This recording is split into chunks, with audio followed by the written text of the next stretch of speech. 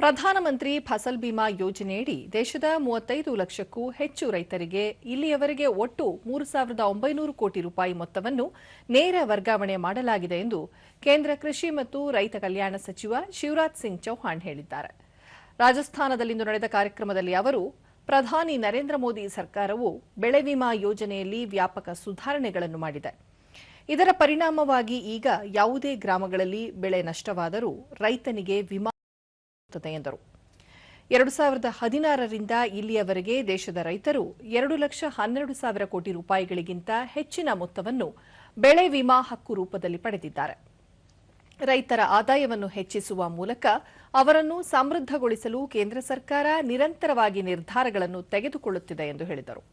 ಇದೇ ವೇಳೆ ಕಳಪೆ ಗುಣಮಟ್ಟದ ರಸಗೊಬ್ಬರಗಳು ಮತ್ತು ಬೀಜಗಳನ್ನು ಮಾರಾಟ ಮಾಡುವವರಿಗೆ ಎಚ್ಚರಿಕೆ ನೀಡಿದ ಸಚಿವರು, ರೈತರಿಗೆ ಮೋಸ ಮಾಡುವವರನ್ನು ಸುಲಭದಲ್ಲಿ ಬಿಡುವುದಿಲ್ಲ. ಕಳಪೆ ಗುಣಮಟ್ಟದ ರಸಗೊಬ್ಬರಗಳು ಮತ್ತು ಬೀಜಗಳನ್ನು ತಯಾರಿಸುವ ಹಾಗೂ ಮಾರಾಟ ಮಾಡುವವರ ವಿರುದ್ಧ ಕಠಿಣ ಕ್ರಮ ಕೈಗೊಳ್ಳಲು ಶೀಘ್ರದಲ್ಲೇ ಹೊಸ ಕಾನೂನನ್ನು ತರಲು ಸಿದ್ಧತೆಗಳು ನಡೆಯುತ್ತಿವೆ ಎಂದು ಹೇಳಿದರು.